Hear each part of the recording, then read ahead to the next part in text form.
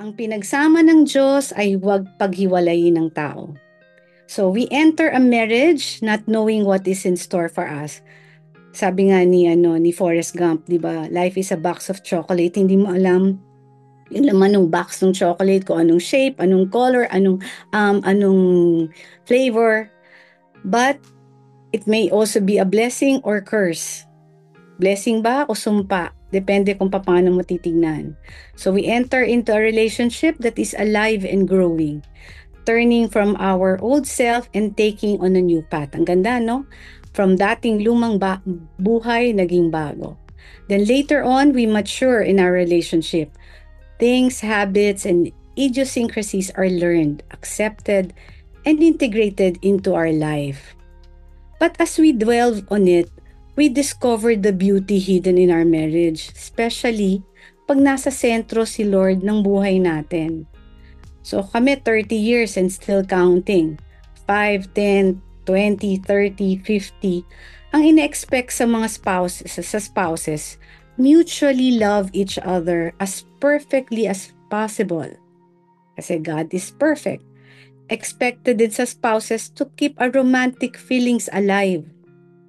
Laging sweet. Yan. Expected din that we have to understand each other. Expected din that we have to trust each other. God's idea is the sacrament of marriage.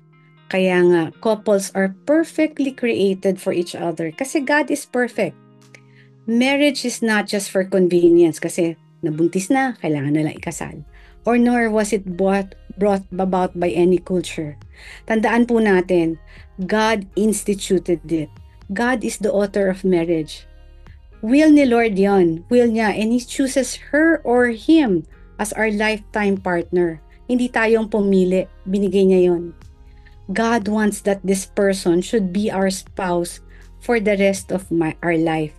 Walang validity.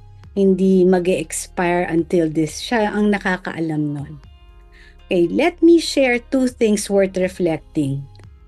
Ang takeaway natin, our happiness and our unhappiness. So our happiness muna. The greatest desire ng couple is to be happy in their marriage. Sino bang hindi?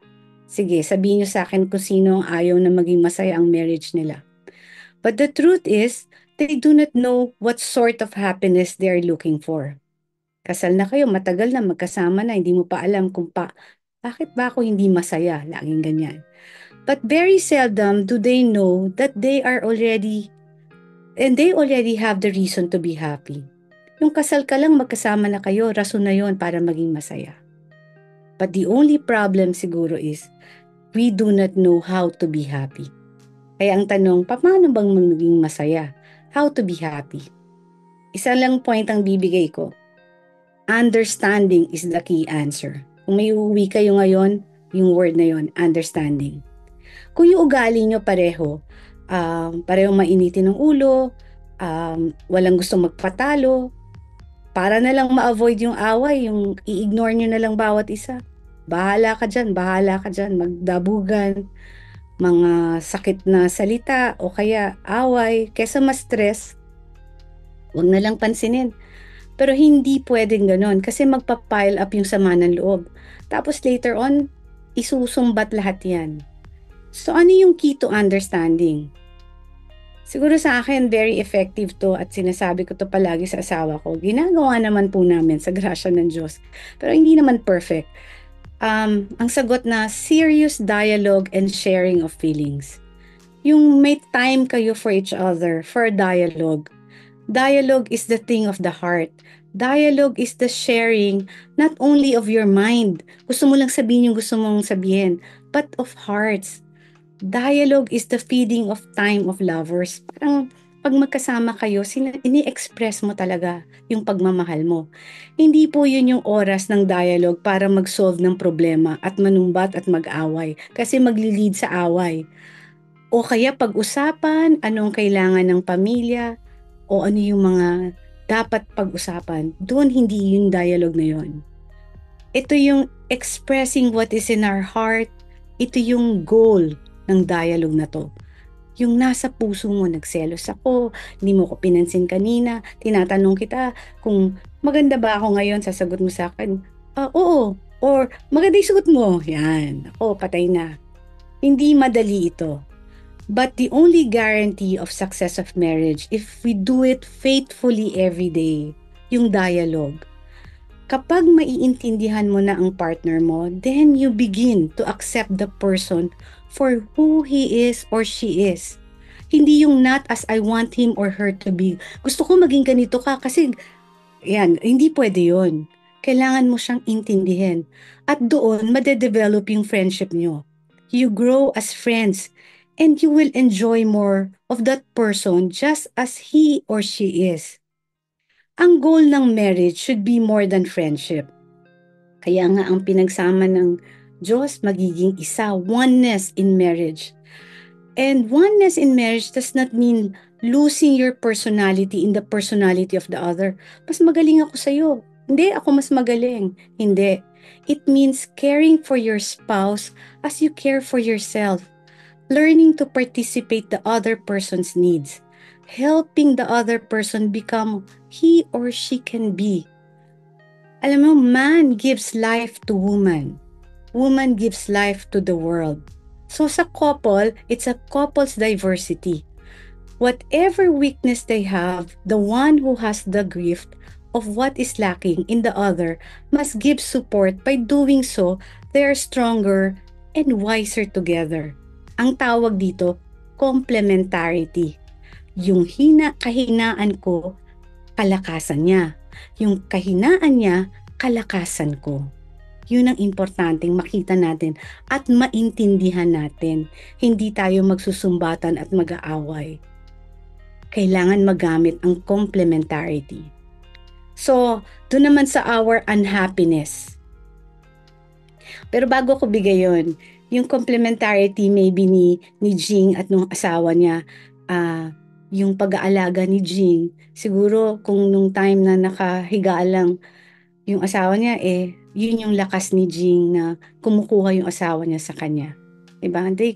Yun yung pinagsaluhan nilang sa hirap at ginawa. So our unhappiness, wedding is not a guarantee. Wedding has no magic to produce happiness. Yung devil, walang respeto yan sa couple's happiness. Walang-wala, even for our marriage. Yung temptation are just around the spouses as their opponent, the devil, is prowling around like a roaring lion, looking for them to devour. Nag-iintay lang yan, may magkamali. So anong sagot sa unhappiness? Yun din, understanding is the answer. The partner should be aware of and understand that they are still beset by their human weakness and limitations. In showing consistently their love through their words and actions, kahit gaano pa kalakas ang willpower nila, they should understand that they need to pray more and more and ask for the grace of God. If you do not pray together, nako, lagot ka kay Satanas. Satan will easily lead the partners to sin. Matetempt ang bawat isa. Kaya praying together builds a happy marriage. Even if you have problems sa trabaho, sa finances, sa anak, sa in-laws, kailangan you pray together. Kaya ang tanong ngayon, why do I want to go on living with you? Bakit kailangan pa? At paano? How do I want to go on living with you? Ito yung promise. Ito yung sinumpaan ng mag-asawa. Grant us, O Lord, to be one heart and one soul. From this day forward, for better or for worse, for richer or for poorer, in sickness and in health, until death do us part. Pag yan minemorize natin at sabihin natin araw-araw, baka maiintindihan na natin ang asawa natin ng sobra-sobra at todo-todo. Alam nyo, hindi po ako plant lover, kaya siguro ako nasa karton brown thumb ata ako, hindi ako green thumb. Hindi rin malaki yung garden namin. But I realize I need plants to survive, and so does the world. I need love So does the world. Some marriage, it's just like plants. I need to water them daily or it will die. Sa marriage, the water is love. If I don't give my marriage enough time, respect, kindness, and more importantly, understanding, it will die. Happy marriage doesn't just happen. We have the choice to make them happen. Si Benji and I choose to create a happy married life for 30 years. Not perfect, but we're trying. By purposely nurturing, loving, and understanding it. Very challenging, but with God's grace and blessing, we try to do it because we agreed to do it. Inagree namin. And we always look up to God with gratitude in our heart, with appreciation for each other, maliit man o malaki. Therefore, what God has joined together, no human being must separate. Amen? Amen. Magandang gabi po sa ating lahat. Good evening.